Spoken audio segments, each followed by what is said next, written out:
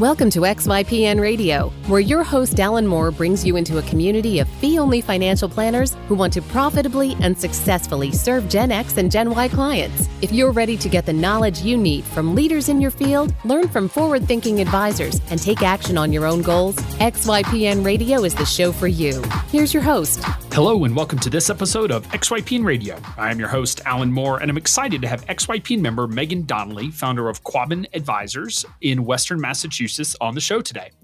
Megan started her career in finance, working as the relationship manager at a bank. In 2009, she realized just how badly people were positioned to handle the downturn, and with some encouragement from her mother, decided to go start her own firm.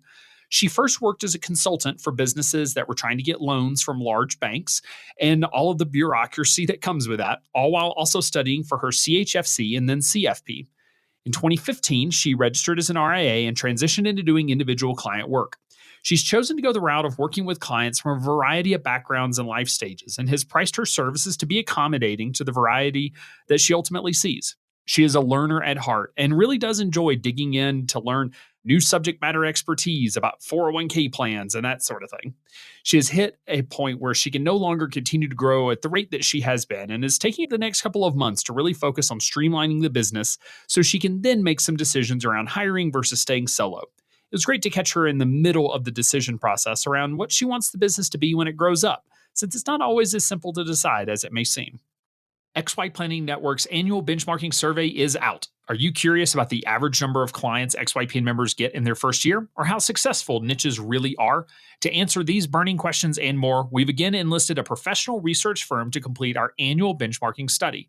Get your copy hot off the press and discover vital statistics such as the median advisor revenue by years in practice and sources of firm growth, from referrals to blogging, social media, and more. Head over to xyplanningnetwork.com/study to purchase your copy today.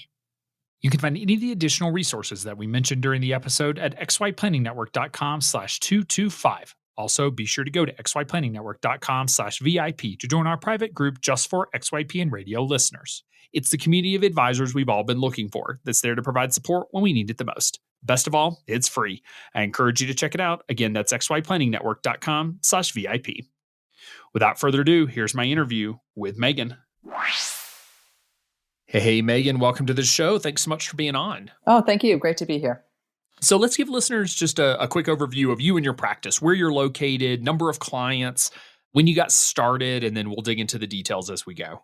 Sure. So I'm currently in Western Massachusetts. Have moved around a good bit over the years, but I went to college out here in Western Mass, and that's where the name of the firm comes from, Quabbin Advisors, for the Quabbin Reservoir, which is a beautiful spot. And I started my own business back in 2012. Sorry, that's when I started doing the financial planning only, was back in 2012. For the few years prior to that, I had been working with businesses and getting the designations and things like that to do the financial planning. So I started my own business in 2009. And since 2012, have been working solely with individuals on their financial plan and investment advisory. And over the years, I've grown it, and it's still growing. And I'm coming to a point where I'm sure we'll probably get into that a lot of people come to sort of a pause or thinking about a pause. But I currently have, I was adding it up this year, it's about 40 ongoing clients of some stripe. I do a few different types of services. And then I have another handful of clients, call it 4 to 6 in any given year, that are repeat clients that come back for a refresh on the plan as a one-off. And then so far this year, I've worked with 13 new households. Wow. And so some of those will be one-offs, I'm sure. Some might stick, some might come back every once in a while. And I'm scheduled with a few more clients. And that's getting to be a lot for one person. So I've been spending some time thinking through what's the best way to move forward. And I think I'm going to take just a little pause towards the end of the year here and really work on streamlining processes and seeing what capacity that frees up. I love it. And it was funny when you first started in saying you're from Western Massachusetts. I feel like that's like being from Western New York. It's just sort of like, what? There's a West? Yeah. Like I thought it was, it's not just one city. There's a whole other state. Yeah. Awesome. Well, I can't wait to dig into some of that because, like you said, I think a lot of our listeners are starting to approach some of those capacity constraints or are there already, and so will be good to just sort of chat through what you're thinking there. So, tell me a little bit about your career. Sort of your career trajectory. Did you always know you wanted to be a financial planner? No, I started out, years and years ago, right out of college, not knowing what I wanted to do. And I got into doing some coaching and teaching and even a little bit of marketing, way back in the day. I started realizing in one of those benefits seminars that you have with your employer and you sit there Sure. and they go through the 401k options. And so I was, sitting in one of those and realized that I had, no idea what they were talking about and, like no idea. And I was looking at one of my coworkers next to me and asking him what he was investing in, what should I do? And that was a big smack in the face of, you got to get with it. You have to figure this stuff out. And I started digging into it a little bit just out of personal interest and really enjoyed it. And that's when the interest first took off. But I still, coached for a bit longer and then went back to business school because I got the business bug and wanted to learn what I could about finance. And so I went down to University of North Carolina, Chapel Hill, the Keenan Flagler Business School, which was just a fantastic experience. And from there, I went into corporate banking down in Atlanta and worked for the old Wachovia Bank. And I did corporate banking for about 11 years, mostly at Wachovia and then Wells Fargo. And it was during that experience where I really started thinking about launching a financial planning business. And a lot of what I do, I feel like, is very similar to the job I had in corporate banking. So it's, I was a relationship manager working with the finance staffs of large corporations and helping them, understand what their goals were, understanding, their financials and helping them achieve their goals. And, sort of at its crux, that was the job. And that's what I do now. And I really enjoyed it. And it was during the financial crisis, though, that my mother actually pulled me aside because I'd kept my ongoing interest in investing and personal financial planning topics and things like that, and sort of one-off, would help family members and friends. And it was my mother that pulled me aside and said, people need help. You'd be good at this. And Interesting. yeah, and that really, really started the wheels turning and started the planning process for me. So you knew about financial planning before that. I guess, did you get introduced to the concept of financial planning through your banking days?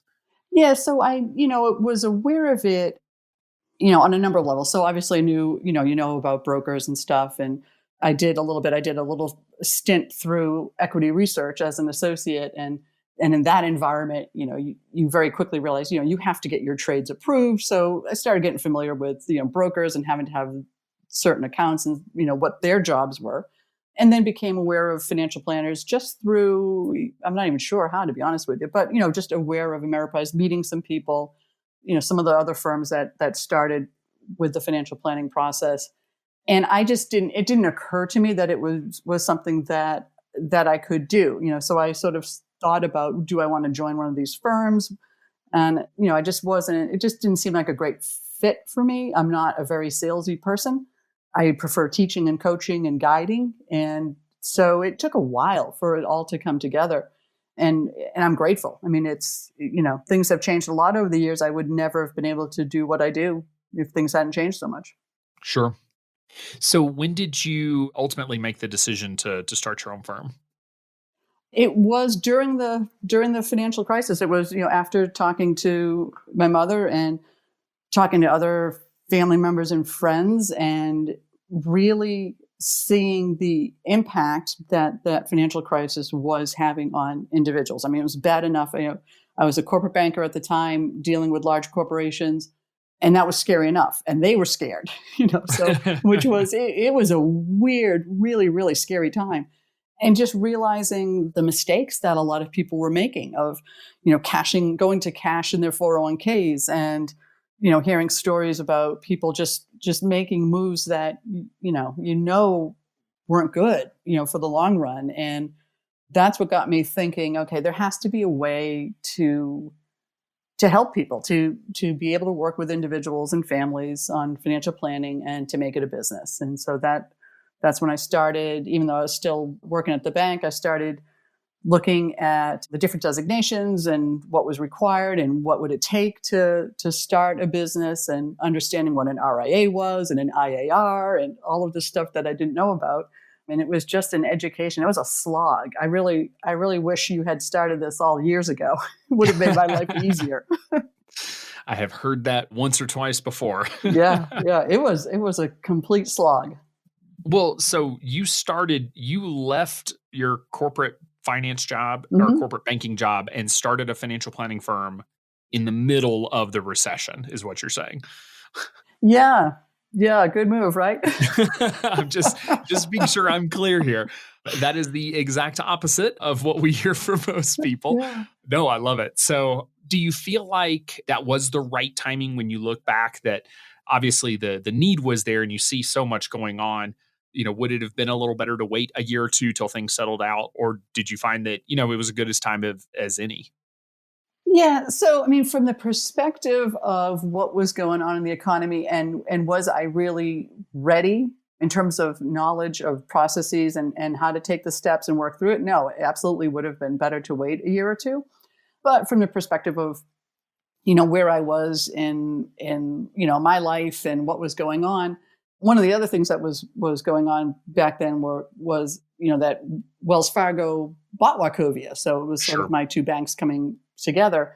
And I'd been through a big merger between banks before, and it's just not fun. Things just sort of grind to a halt, career-wise for a year or so, and it's just everything's in flux. And I thought, well, it's all going to be in flux anyway, and it's all going to be an upheaval. I might as well just leave now and, just go start my own thing. Okay, fair enough.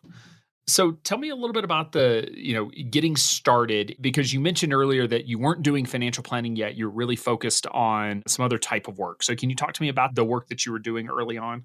Sure. Yeah. So it was a bit of a continuation of what I had done in banking. So when I was in corporate banking, my role was a relationship manager, which just means you're the person, you're sort of the point person within the bank for the corporation for everything from the loans to whatever other products they need, whether it's, cash management products, derivatives, foreign exchange trading, a public debt offering, leases, real estate, anything. And so you have to know the companies inside and out and the products inside and out and work and, sort of quarterback the whole effort on behalf of the bank. And so when I decided to leave, one of the things that had occurred to me over the years of being in that job is, if you're on the other side, if you're the client and you have a number of banks coming to you, how do you know, where the points are to negotiate a better deal, right? And it was providing a banker's perspective to clients and saying, here's how to get a better deal on your loan. Here's how to get better terms. Here's how to do RFPs for the products. It was really just helping them drive some efficiencies and learn a bit about what was going on the banking side. Okay, gotcha. So I guess who was your typical client then at that point? So it was still businesses? Still businesses, generally smaller businesses who, because like a lot of things, you learn that the very large companies, the ones that I was dealing with were sort of the Fortune 500 type companies, they have huge staffs. Every bank in the world wants to deal with them. And so it's very competitive and they get great pricing and great terms and they're very sophisticated and they know what they're doing. But as you move down in size, you've got smaller companies where they don't have a lot of experience working with banks. They don't have a lot of banks, coming to them, and they might not know the lay of the land in terms of like how things proceed, how to negotiate, what terms are flexible and what aren't. So it was just really almost being sort of a liaison, sort of an extra staff person, somebody with experience that they could call on and say, hey, what is this? How do we manage this RFP? What do you think about these loan terms? What do you see going on? What should we look for? So then can you talk to me about sort of the evolution of the firm then? And it sounds like you or went and got some additional education and Mhm. certifications around personal finance and sort of how that has shifted for you over time. Sure. So the goal the whole time had been to, at some point, just work with individuals, right? I figured it would take me, some time to build that part of it up, so work with some businesses, but over time incorporate individuals and just the goal being doing exactly what I'm doing right now, which is work solely with individuals on financial planning and investment advisory. But it took a little bit of time to make that transition. And so I was, working with businesses, getting the CHFC, and then working towards the CFP. And I guess I must have written to the board or emailed them or called them or something. And, it was going to be that they, for whatever reason, maybe things have changed, but none of the experience that I had as a banker was going to count. Mm, So, so the feedback I got was it's going to be 3 years of working with individuals on financial planning and investment advisory. So I sort of had to just cut the cord and say, okay, great. It's not the best from, life situation, but okay. So that's what I did. So in January 2012, I did I got the RIA set up and registered and ready to roll. And then I was eligible to get the CFP designation in 2015. okay. So just thinking through the timeline, you originally launched in 2009. Yeah, late 2009. Yep. So then you actually registered as an RIA in 2015? So registered as an RIA in late 2011, became Okay. effective in January of 2012. Okay, that makes sense. And that's when I started, with that being effective, that was the point where I did nothing but working with individuals, and I stopped all the business to business stuff just to make things clean. Okay, so you really did sort of a hard transition at that point. Right. Yep. Okay. For listeners who may or may not be aware of the CHFC, can you just talk a little bit about the education there and what made you decide to do that before the CFP and sort of how they compare in your opinion since you've done both? Sure. Yeah, I thought it was a great curriculum, great experience. Actually, I've also done the RSCP through the American College, and it's very similar in terms of the classes that you go through and what is covered with. It's virtually identical with the investments and insurance and tax and all of that. It's all the major subsections plus a few extra courses, which, I enjoyed. I love this stuff. So I enjoy doing that.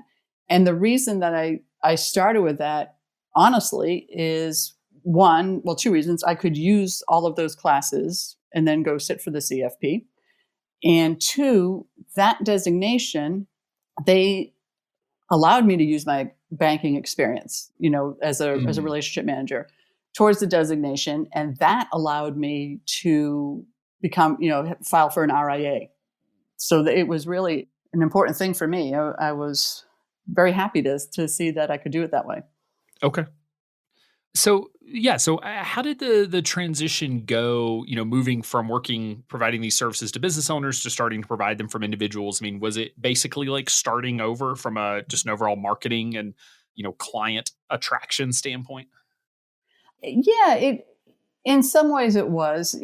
I had been, sort of informally working with family and friends, not anything very informally, just of somebody that would, people knew a little bit about 401ks and investments and the rules around, Roth IRAs and all of those things. So I had that reputation as being somebody that knew about those things. So it wasn't that hard to sort of start up, but it was really interesting difference from going from a very formal corporate banking approach to dealing with clients to what is now, and much more suited to me, I think, a very informal approach to sitting with people, frequently in their living rooms and talking about their finances. It's a much more personal situation. And I think for me, you have to be ready for that. I mean, it's just a different level of working with people. And and what you know about them and the level of trust that has to be there.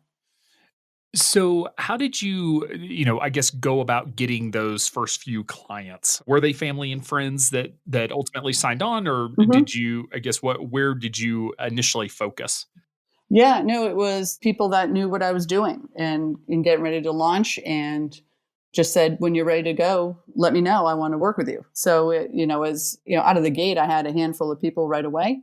And then they referred me to other people who referred me to other people. And so a lot of what I've built up over the past few years has been through referrals, people referring me to their friends and family.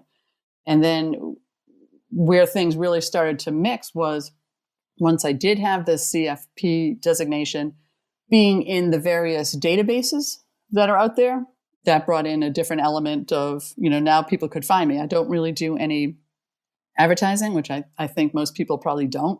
Sure. And so it's just really people finding the databases, like going to the Let's Make a Plan or NAPFA or, XY or whatever. And that's continued now. It's probably a 50-50 mix now. 50-50 mix on referrals versus finding you online. Right, right. And and it's interesting because I always ask people how they find me. And a lot of them will say, well, Google search. But if you, press them a little bit, they'll say, well, I searched for these terms because I heard that those were the important things. And I went to these sites and I looked up and I saw you were there. And then I went back and Googled. So Mhm. it's hard to really parse out exactly where people hear from. But I think they now know. I've actually in the past week gotten to XY referrals. People say, I went out, I checked you there, then I Googled you, and then I called you. Oh, that's awesome. That's good to hear. Yeah, yeah. So, and that happens a lot. So even though it might not come directly through, that awareness from, XY and fee only and NAPFA and CFP and FPA all adds up. Just start, yeah, the awareness starts to build, and Hmm. it would be really nice if prospective clients could say, or new clients could say, yeah, I typed, this exact phrase into Google and then I found your Right. website, but they don't know. They know they found you on the internet, which I'm impressed that they can tell you they saw you on xyplanningNetwork.com or, CFP's website or whatnot. So just curious, because of the shift that you made in the business from working with businesses to working with individuals, is that something that you had a conversation with your business clients about, that you were going to be going a different direction, or was it just a good natural time with a lot of contracts sort of winding down? Yeah, and it was something that people knew, and a lot of what I did with the business was actually just by its nature transactional and sort of one off. Like a business will redo its bank loan, once every 3 years or so. Mm. So it's not a big deal, right? And I was just someone they brought in as a consultant to help with transactions. It's like we're redoing the bank loan, help us review the term sheets and the deals and market pricing and whatever, or we're doing this RFP for services, help put this together. So it was very transactional. So it was not that difficult. Okay. So when you first sort of transitioned over then and started working with individuals, did you have sort of in mind what type of client you wanted to work with, or sort of a niche, client base in mind, or did you sort of go a different direction with that? Yeah, so I didn't really think of it in terms of a niche the way that I think a lot of advisors at XY do.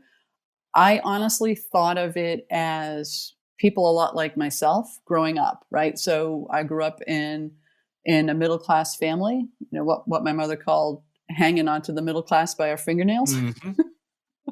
And I wanted people who worked really hard to have an opportunity to get good financial advice. And that was the initial thinking, and that's what I still continue to aspire to do. That's what drives me. So it's not really a certain profession or a demographic or anything like that. It was really about making available at an affordable price point to a wide swath of people. And I do have a number of high net worth clients. I also have a number of middle class clients, and I like that variety. And for me, that works. And it's similar. Like when I was in banking for a few years, I worked in an industry group, so sort of like niche focused, where every client you have is from this exact same industry. And that can be great for a lot of reasons. It's very efficient. You can get very deep with knowledge and about the clients and about their industry. But for me, I like a breadth of knowledge. I like making connections between different things. I think I'm a better advisor when I see a variety of situations that I can then pull from to help people. That's how I'm more effective. I do see that there's a lot of benefit in some ways to having a niche, right? Certainly can make you more efficient in terms of your knowledge.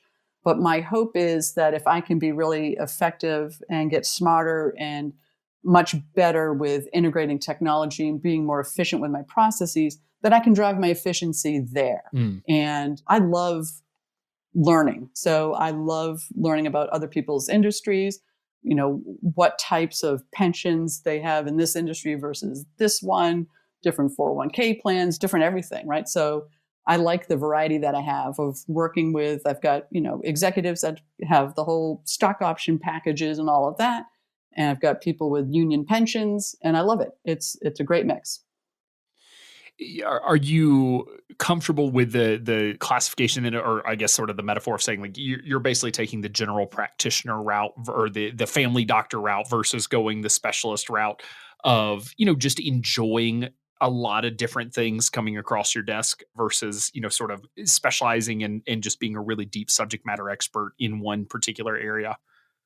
Yeah, I think so. I mean, I like to work with people from a variety of backgrounds. That's interesting to me. If I specialize in anything, it would be, in the investment process. Like that's the part that I really love doing the most. And that's usually what people want the most help with. So that works out well. And I enjoy that. I enjoy educating people on investments and allocation strategies and, everything to do with investing I love it. It's, I spend a lot of my free time reading investment books and prospectuses and all of those things that. Oh, don't say prospectus. I'm okay. I'm with you on investment books, but when you say prospectus, that is way beyond my tolerance. Well, I think that might go back to also, being in corporate banking was, when you had the companies working with them and underwriting loans, you had to dive into the, 10Ks and 10Qs and, all the SEC filings. So yeah, I think it's fascinating. I love it. I love learning how a business is run. I love learning how, different funds operate and how they're invested. And it's just fascinating to me. I love that there are people who love it. That is what I appreciate that. So that's funny. So yeah, so do you find there are any similarities between your clients? I mean, you said you have some high net worth folks and some middle income folks and executives. Like, are there common threads? Maybe not from a profession standpoint, but maybe from a psychographic and just the type of person who's coming to you. Oh, absolutely, yeah, and yeah, I guess if you can have a behavioral niche, but I have a behavioral niche. Most of the people that I work with have not had advisors in the past and did not ever think they wanted an advisor because they just didn't like the approach or the price point or what have you. But yeah, so I would say it's people who are pretty independent, who like to have some of the control, who want to learn, maybe learn with a little bit of a safety net underneath them, but like how to do the trades, how to think about it, in little doses, not overwhelming. But my goal, as I say to my clients all the time, is if I get hit by a bus, I want you to be able to say, oh, too bad, but I know what to do. I understand the allocation. I know enough to know how to make trades. I know what the required distributions are, like they know enough to, even if they go get more help from somebody else, they're going to be smarter about it. They're going to find somebody that's a good fit for them because they now understand more than they did before. So they've got a little bit more independence and ability to take things on themselves. That's it is a unique perspective because I think a lot of advisors are concerned, well, if they could leave me, if I got, died and they're able to be just fine without me, that means they're just fine without me while I'm alive. Right? Because what's the difference? So then why would my client keep paying me? So how do you think about that with, whether or not the clients will stay clients if you empower them to not need to be one? Yeah. Well, I think that comes down to, price and value, right? And so I do things, the way I set everything up is I try to view it as, if I were a client, what would I want? How would I want it set up? How can I make it clear? How can I make it easy? So there's no requirement that clients move their accounts to, I custody a TD Ameritrade. No requirement that they move accounts to TD Ameritrade. I explained that the benefits of it, access to different funds and things like that.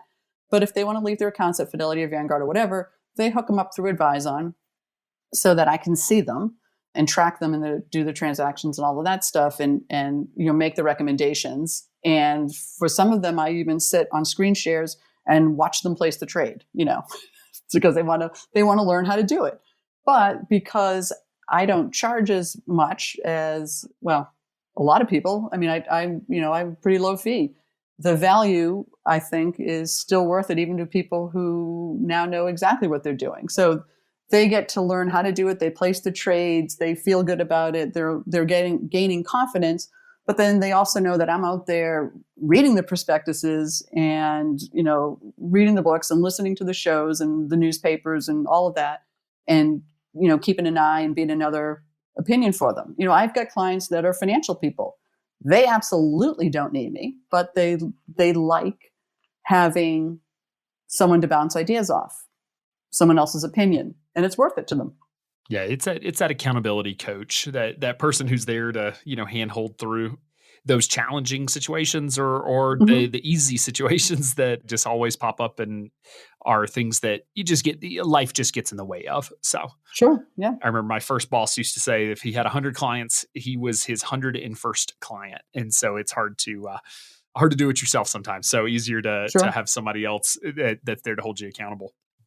So you mentioned that you are lower on the fee schedule. So can you tell me about your fee schedule and how you charge for financial planning and investment management? Sure. So I start everybody off with some sort of financial planning, right? So if somebody comes to me and says, hey, I heard about you from so-and-so, you manage their investments, I want you to manage mine. Step one is to take one step back and say, okay, we're going to do a financial plan first. And that's just my approach. I don't feel like I can give proper advice if I don't really understand someone's goals, their resources, what they're thinking, how they act, all of that. So everything starts with a financial plan, and that's sort of a one-off charge. And then at that point, they can do whatever they want. So some people come back every year and just do an update, and they pay a one-time fee for the update. Other people, want some help with items throughout the year, want to touch base on things, whether it's, 529 or taxes or Roths or anything like that. They want access and an annual update. And so we come up with a fee for that. And then there are other people that anybody who wants ongoing help with their investments, who wants the investment advisory, that's another contract. That's a totally separate service. And, they also get the ability to have an update to their financial plan and sort of one-off questions about planning and mortgages or whatever comes up.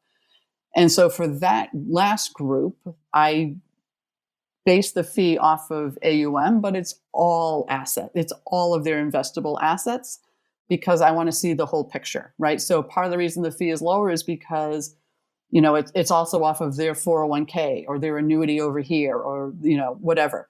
So it's telling people, I need to see everything you have so that I can give you the best advice. I'm not going to just advise on one account because I have no idea how the rest of your money is invested. And I'm not comfortable doing that. So I do base the fee off of all the AUM, but it's 15 basis points. And so it's pretty affordable even. Wow. 15 basis points. Mm-hmm. All right. That is the lowest fee I think I've heard on AUM. So, yeah. Well, there is a minimum, right? So there's not a minimum AUM. So it's $750 a year is the minimum fee if you want that. So that equates to, $500,000, right?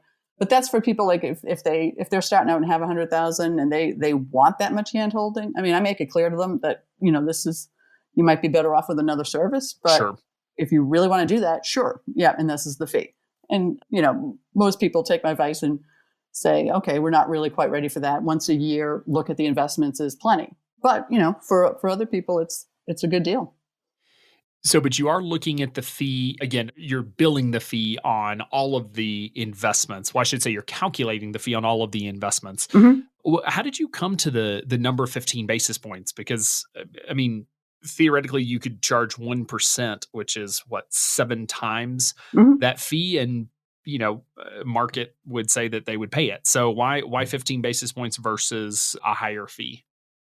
So that was sitting with an Excel spreadsheet and rows of different asset levels and columns of different basis point charges, and just sort of eyeballing it and saying, what do I think is an affordable, reasonable fee for middle class clients who have about X dollars in assets? And that's sort of how it came about. And a few things that go into that. So part of it, you were asking about what clients have in common. Another thing they have in common is, so they understand I don't espouse a lot of trading. That just wastes money, and it's counter to good investment returns over time. So they're long-term investors, they're patient investors, they're disciplined investors. They appreciate low fees. So it's getting people set up, getting them in an asset allocation, getting them in a portfolio of what I consider to be quality investments. And then you're sort of tinkering around the margins, rebalancing, making adjustments as needed. But once it's set up, there's not a lot of trading going on. That's just not who I am. Like, I'm very quality focused. And once I find good investments, good funds, good ETFs, I don't see a reason to, just shop around for the shiny new toy. And then you may have said this, but with your planning fees, how are the planning fees determined, and what's your range there? So they're based on, like a lot of people, based on complexity and time I think it will take to do the plan. And a lot of people, I offer comprehensive plans. Most people choose plans that have, a real focus on the cash flow and the budgeting and the investments, and touch on insurance and touch on tax strategies. So not what I would call like a full-blown comprehensive plan, but very deep in a few sections, and some highlights on other sections. And again, really depends on complexity, but for individuals, that commonly comes between, call it $750 and $1,200. And for couples, a very low end would be like 1,000, and, up to maybe 2,000, 2,200 for that. And that's about, 8 to 12 hours of work, whatever. And that's sort of for the upfront plan. And then how are you Mm-hmm. charging on an ongoing basis for that financial planning relationship? Yeah. So for the people that want that ongoing, it really is, again, it's like, okay, what do you want to accomplish in the coming year? And so it's, looking at an annual update of the plan. And some people, younger clients might be wanting to set up 529 plans, getting some life insurance and understanding how to do that. Paying down debt, obviously, is a big one, saving for homes. And it's just looking year by year. So each year it's okay, what are we going to work on? And honestly, some years I've got clients where we'll do an ongoing retainer for a year or two because they've got a lot going on. And then if it looks like it's going to be sort of clear sailing for a while, we'll hold off on that and just do an annual update of the plan. And then something comes up, and it's designed to be whatever they need to go back and forth, that they don't have to keep renewing if they don't want to. So it does sound like you provide a lot of flexibility, and you're willing to be flexible based on what clients are looking for and that sort of thing. Do you see that being an inhibitor for you to be able to scale and continue to grow, or are you finding that is successful for you, being flexible and providing some of these different options? Yeah. So I think I should say, my goal is to always have capacity for the one-off plans for the people who something has come up. They need to know if they can retire, or there are layoffs coming at the company. They want to know if they should take the pension, or the lump sum. I want to be available for that, for some number of clients for that. But in terms of scaling the other side, the ongoing side, that is getting a bit more difficult. And where I think I am probably going, and that's what the next few months are about, is that almost looking at, maybe not specifically model portfolios, but really honing down the number of investments that I recommend, which I've been doing over time anyway. And, coming up with model allocations and things like that, and making that a more streamlined process, right? So it cuts down on the number of investments that I have to stay up on, streamlining the actual planning process, using things like, the precise FP to get the data into eMoney, just connecting the technologies that I have, making that process much more streamlined, much more efficient, both on the financial planning side and also on the investment side, to be able to do, rebalancing and have much more similarity, like what you guys were talking about at the conference, which really did hit home with me, sort of the Starbucks effect, right? That there has to be some systems in place to make things more efficient, right? So if you're looking at a business, you've got revenue minus cost, right, is all you have. And revenue is price times volume. So you've got price, you've got volume, and you've got cost. And I'm trying to do my best to hold the price at a reasonable level. And that means I need to generate more volume and be smarter with the cost. And that's what I'm wrestling with. So, what is your vision for the business? It sounds like you've been able to sort of steady grow it, and it sounds like you can tell me it sounds like it's been able to support your lifestyle and the type of work you've wanted to do. But at this point with the business, what are you seeing for the future? What are you trying to grow it to be? Yeah, and I'm not 100% sure, and that's another thing I've been sort of going back and forth on. Is it time to hire someone? Is it time to partner with someone, or is it time to sort of try to cap it and just sort of ride along with slow growth? And I'm not 100% sure. I enjoy the flexibility that I have, I enjoy the freedom that I have to decide, when to do things, where to travel, what clients to see, all of that. And I really don't know. It's whatever I do, I want to be able to do well for the clients that I'm working with. And I don't want to be overstretched. That's not fair to them. So that's what I'm, just really trying to figure out. So step one is see how much more capacity I can generate by being a bit smarter, by being more efficient in all parts of the services that I offer. So that's step one. And I want to, see what I get in capacity there. And then try to figure out if it then makes sense. I have been outsourcing some stuff. So outsourcing the bookkeeping this year, that's freeing up time. Are there other places to outsource, or then do I hire a paraplanner, a virtual planner, team up with somebody? I'm really not sure. What do you, and it's totally fine to not be sure yet, right? It's kind of fun to catch people in the middle of some of this decision process, because it's interesting to see, just what all goes into it. It's easy afterwards to be like, of course, it was easy to make this decision. What does go into or I guess what's going on in your mind when you're thinking about what you want the business to be, and I guess the pros and cons of it and the different directions that you could go?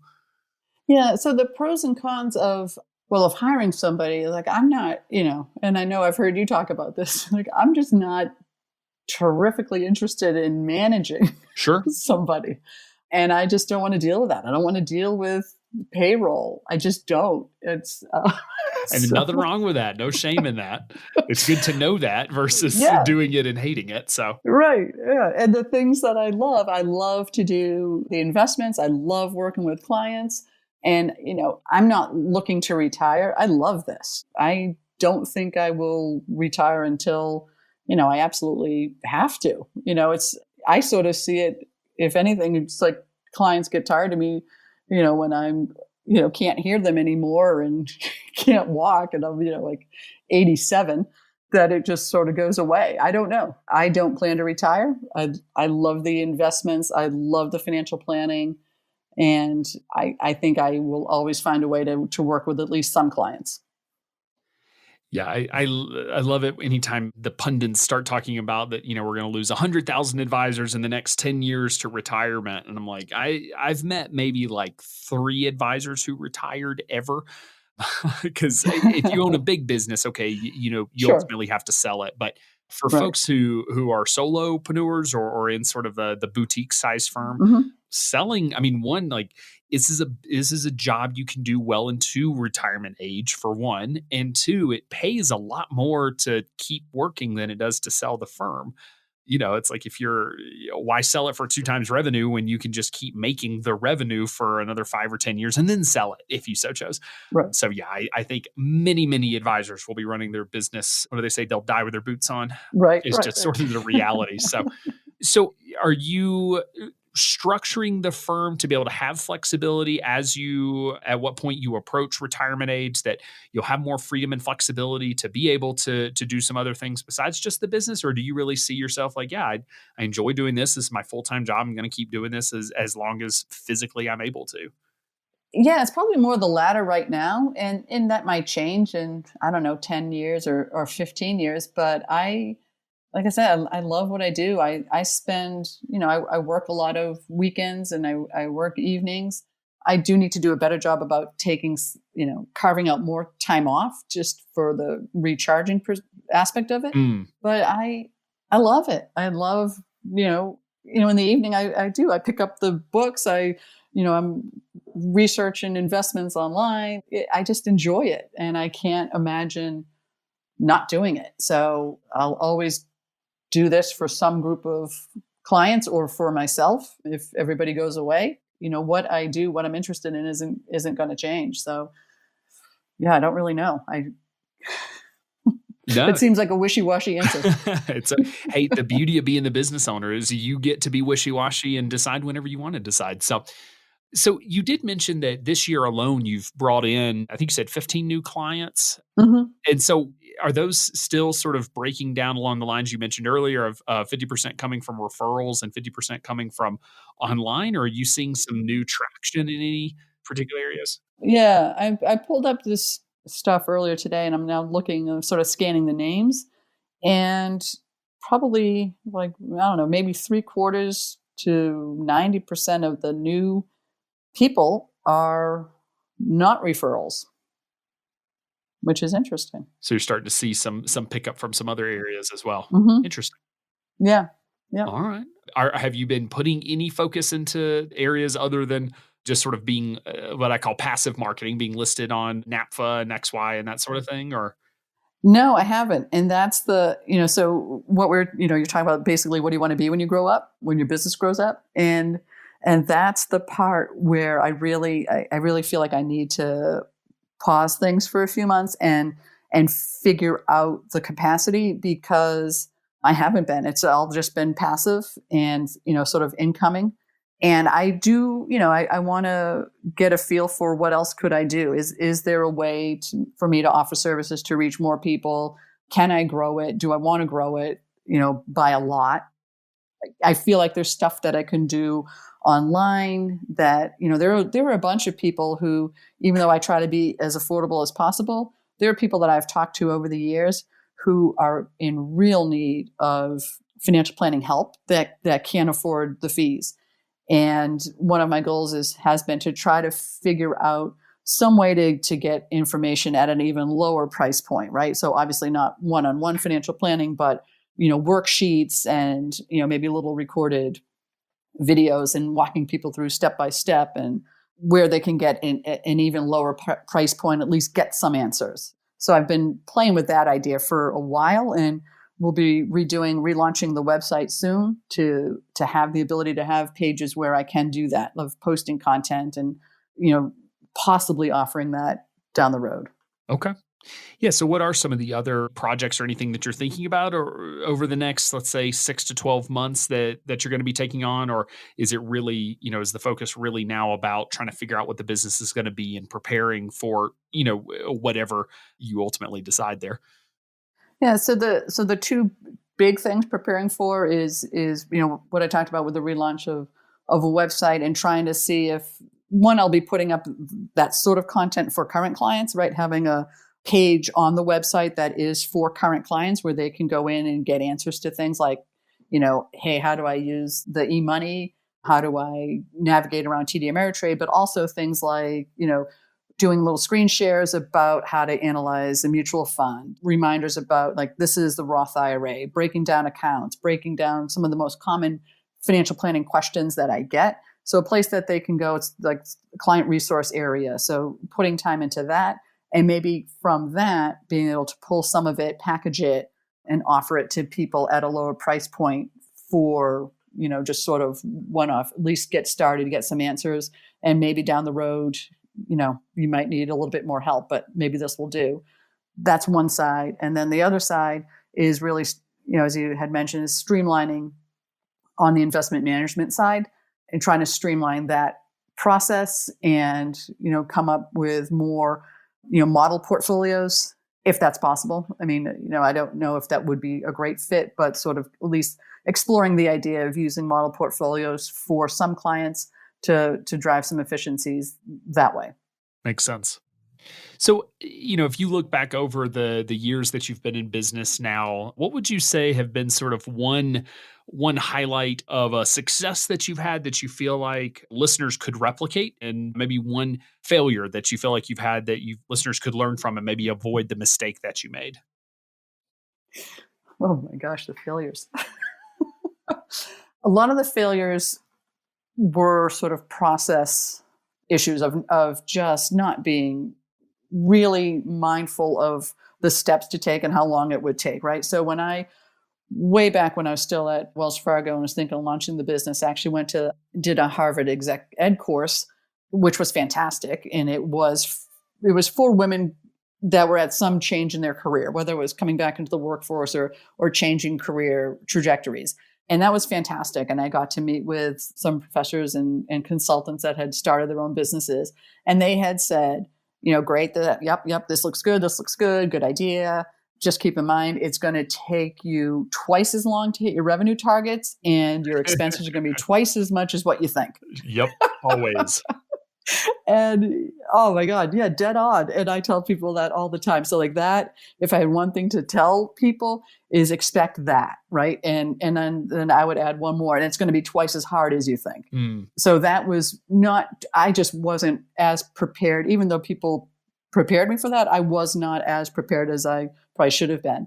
And just having to go through that slog, they don't have to go through that anymore. I really, really wish you guys had been around when I started. So that's huge, but still that, twice as long, costs twice as much, and it will be twice as hard. And in terms of replicating successes, gosh, I honestly don't know. I don't know. I don't know. I just do my best for the people. I take people as they are in front of me, and I do my best for them. And I just let that stand. I've had good luck with referrals. Part of it, I hope, is because of it's been good advice. Part of it, I know, is because it's affordable enough for a lot of people. So I don't know that I would say I've had any huge successes that anybody could learn from, but just persistence pays. Just keep going.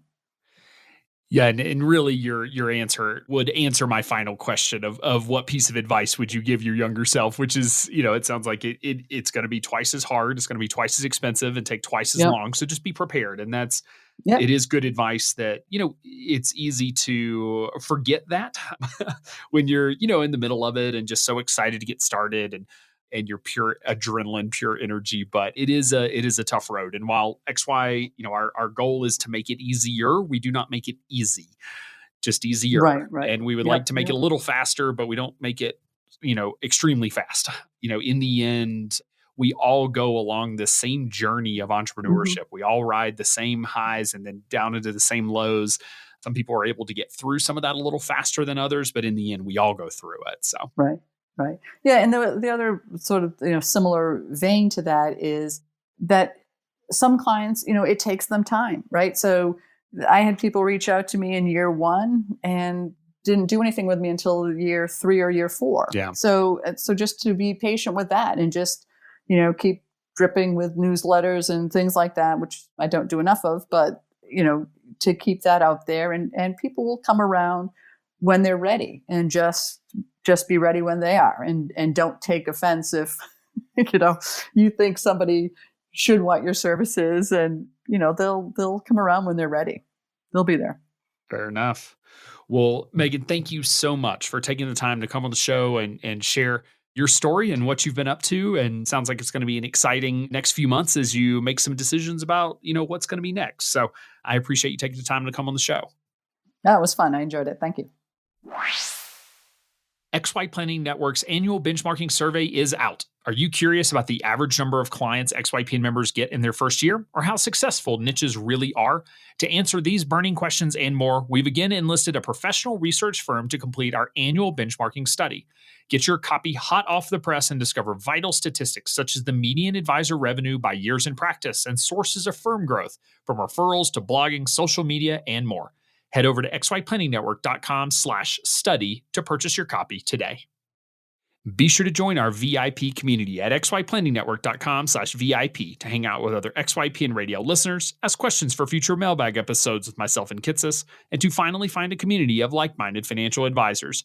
Thanks so much for joining me today. We'll see you next time. You're not alone, and you're not crazy. It's scary starting, building, and growing your own financial planning firm. And that's why we put together a free private community just for you, the Cutting Edge Financial Planner. Go to xyplanningnetwork.com/VIP or text XYPN Radio to 33344 and join a network of thousands ready to change the lives of Gen X and Gen Y clients.